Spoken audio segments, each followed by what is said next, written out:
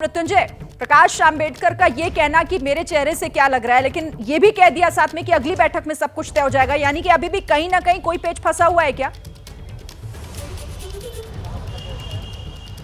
देखिए, बिल्कुल सही कहा आपने। अभी भी कोई ना कोई पेच फंसा हुआ है। ये पेच एमवीए के 3 प्रमुख घटक दलों के बीच नहीं फंसा है। जैसा कि वरिष्ठ सहयोगी संदीप जी ने बताया कि कांग्रेस, शिवसेना, उद्धव गुट और एनसीपी की बात बन गई है, लेकिन पेच फंसा है वंचित बहुजन आघाड़ी का। मैं जहां पर मौजूद हूं, ये वर्ली का 4 सीजन होटल है, जहां पर 12:30 बजे से ही मंथन चल रहा है और प्रकाश अंबेडकर लगभग 1-1.5 घंटे की बैठक के बाद यहां से निकल गए हैं। आपको बता दें कि लगभग सीट शेयरिंग पर बात बन गई है, लेकिन जो बात फंसी हुई है वो है कि क्या इंडिया गठबंधन में वंचित बहुजन आघाड़ी रहेगी, और रहेगी तो किन शर्तों पर रहेगी, कितनी सीटों पर रहेगी।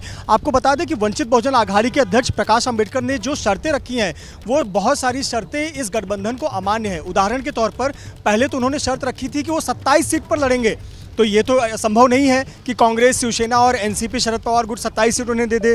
फिर दूसरा उन्होंने ऑप्शन रखा एक पत्र लिखकर, कल वो पत्र हमारे सामने था। उस पत्र में उन्होंने लिखा कि आप लिख कर दीजिए कि सांसद बनने के बाद आप बीजेपी और आरएसएस के साथ नहीं जाएंगे। और जब मैंने प्रस्ताव रखा तो आपने चुप्पी साध ली, तो इसके क्या मायने निकाले जाए। यानी कि कहीं ना कहीं जो लिख कर मांगने की बात कर रहे हैं, इस पर भी लोगों ने चुप्पी साधी हुई है कि हम लिख कर कैसे दे देंगे ये बात।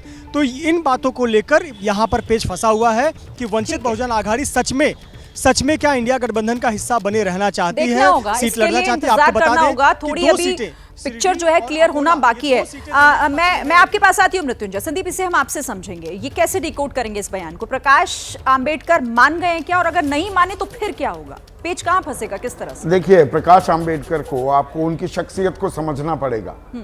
वो हफ्ते से उखड़ जाते हैं, अनगाइडेड मिसाइल हैं, इज अ मैवरिक पॉलिटिशियन, और ये हमसे बेहतर महाराष्ट्र के राजनेता समझते हैं और जानते भी हैं। अब जैसा मृत्युंजय कह रहे थे, कल एक चिट्ठी लिख दी जितेंद्र आव्हाड को कि जी लिखित आश्वासन दीजिए कि आप बीजेपी आरएसएस के साथ नहीं जाएंगे।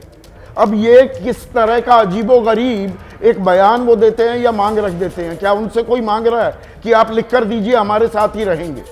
तो ये समझा जा सकता है खेल, और इसीलिए जो मैंने आपको जानकारी दी, कांग्रेस ने इस पूरे खेल से अपना पल्ला झाड़ लिया है। जहां पर प्रकाश आंबेडकर इन्वॉल्व हैं कि भैया उद्धव ठाकरे आप या शरद पवार आप संभालिए, हमें अपनी 15 सीट चाहिए, 23 ले लीजिए उद्धव ठाकरे और 10 आप ले लीजिए।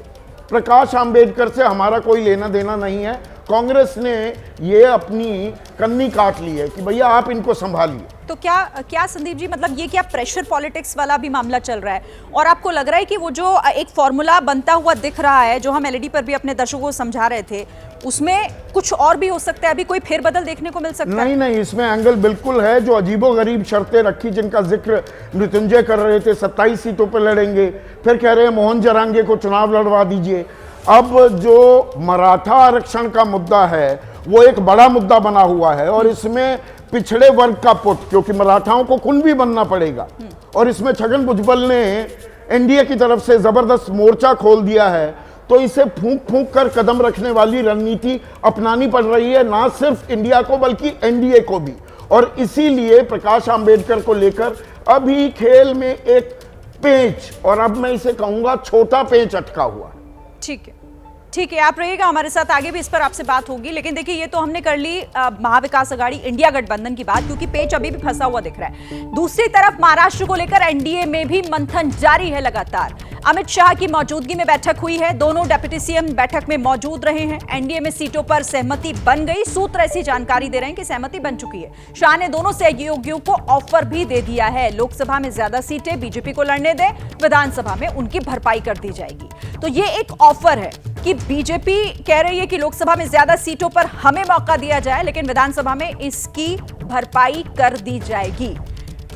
और यही सूत्र भी जानकारी दे रहे हैं कि इस फॉर्मूले पर बात बन गई है। इस पर आपको और भी जानकारी आगे देंगे, लेकिन महाराष्ट्र में एनडीए का संभावित फॉर्मूला क्या हो सकता है, अब जल्दी से इस बड़ी स्क्रीन पर आपके सामने मैं कुछ महत्वपूर्ण बातें रख दूं। देखिए, बीजेपी 31 से 32 सीटों पर चुनाव लड़ सकती है, यह संभावित फॉर्मूला है। शिवसेना, शिंदे गुट 10 से 11 सीटों पर चुनाव लड़ सकते हैं, शिंदे गुट को दिए जा सकते हैं ये 10 से 11 सीटें। अब आती है एनसीपी, अजीत गुट, तो 4 से 5 सीटें यहां पर मिल सकती है एनसीपी, अजीत गुट को चुनाव लड़ने के लिए। यह फिलहाल फॉर्मूला, संभावित फॉर्मूला जो अंदर से खबर ये आ रही है कि ये एक फॉर्मूला तय हो गया है, सबकी सहमति भी इस पर बन गई है, लेकिन क्या वाकई ये फॉर्मूला ऐसा है जिस पर बात बन जाएगी? जैसे ही घड़ी का काटा दोपहर 2:30 पे आए, बबीता जी का दिल सास बहू साजिश के लिए मचल जाए। और ये है इनकी बहू, पूरे दिन ऑफिस की टेंशन हो जाए गॉन जब ये करें अपना फेवरेट शो फ्री टाइम पे ऑन।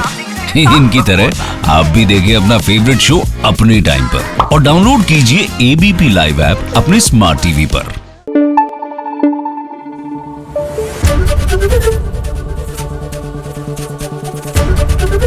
एबीपी न्यूज आपको रखे आगे।